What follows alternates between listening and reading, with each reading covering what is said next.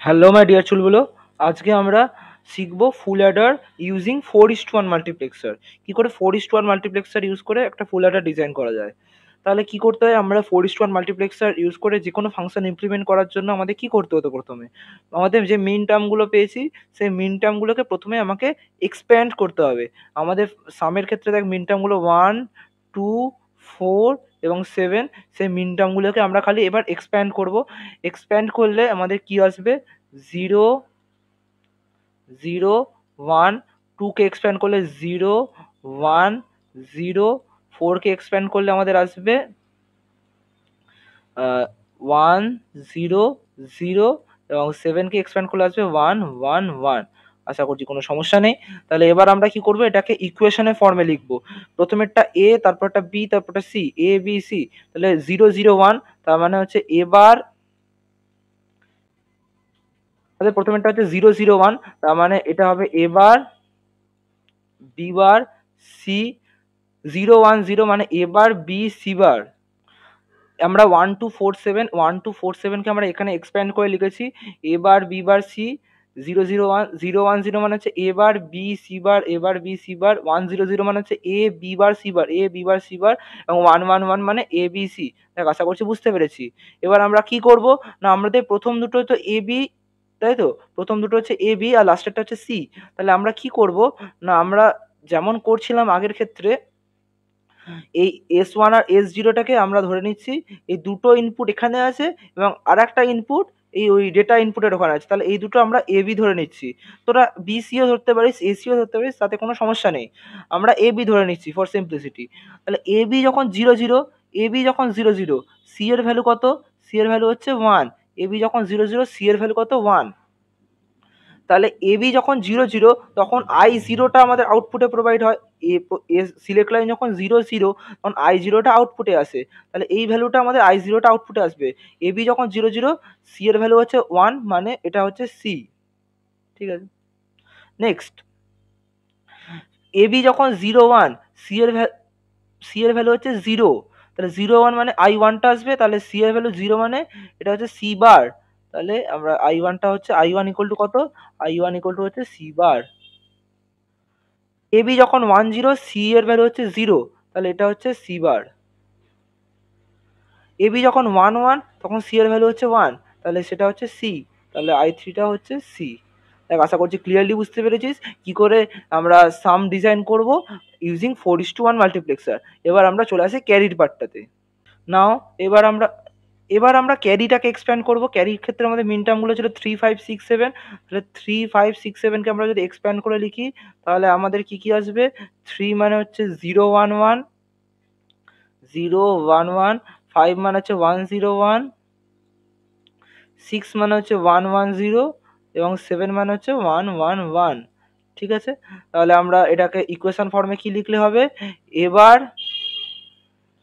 B into C plus A B bar C plus A B into C bar, A B into C bar, last one is A B C, এ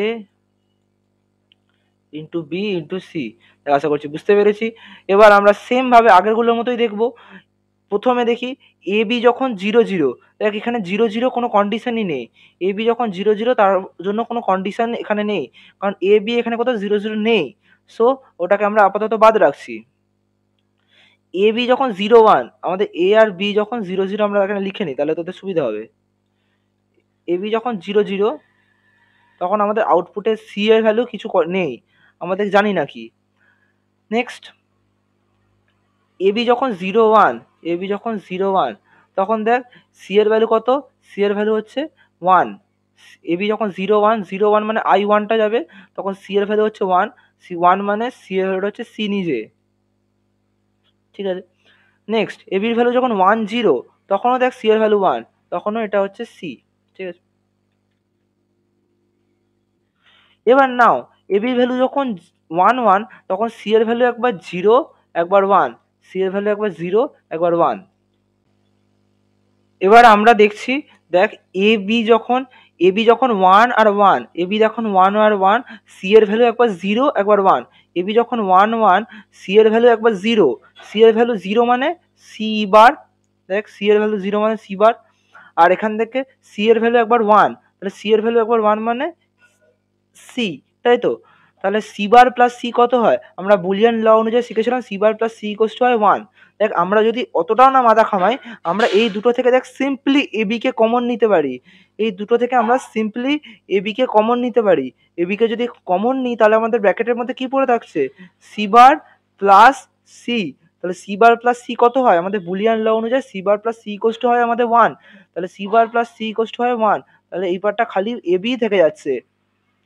তাহলে C bar plus C equals to 1, তাহলে যখন A আর B 1 1, তাহলে S one আর S zero যখন 1 1, তখন I থ্রির ভ্যালুটা কত? আই থ্রি ভ্যালুটা হচ্ছে 1, সেটা কিন্তু সি বা সি বার কিছুই থাকছে না। দেখ যখন 0 1, দেখ এই জায়গায় সি আছে, যখন 1 0 তখন সি আছে, কিন্তু যখন 1 1 তখন দেখ এবির সাথে কিছুই গুণ নেই, এবির সাথে 1 গুণ আছে, তাহলে মানে আমাদের আই থ্রি ভ্যালুটা হচ্ছে 1, লজিক 1, মানে আমরা ডাইরেক্ট ভিসিসির সাথে গুঁজে দেবো। আশা করছি বুঝতে পেরেছি। এবার বলবি দাদা আই জিরোটা কি? আই জিরোটা তো কিছুই নেই, 0 0 তো কোনো ভ্যালুই পাচ্ছি না, 0 0। এবার কিছুই নেই মানে কি? কিছুই নেই মানে 0, গ্রাউন্ডেড। কারণ জিরোর সাথে আমরা কিছু মাল্টিপ্লাই করলে তো জিরোই হয় নাকি?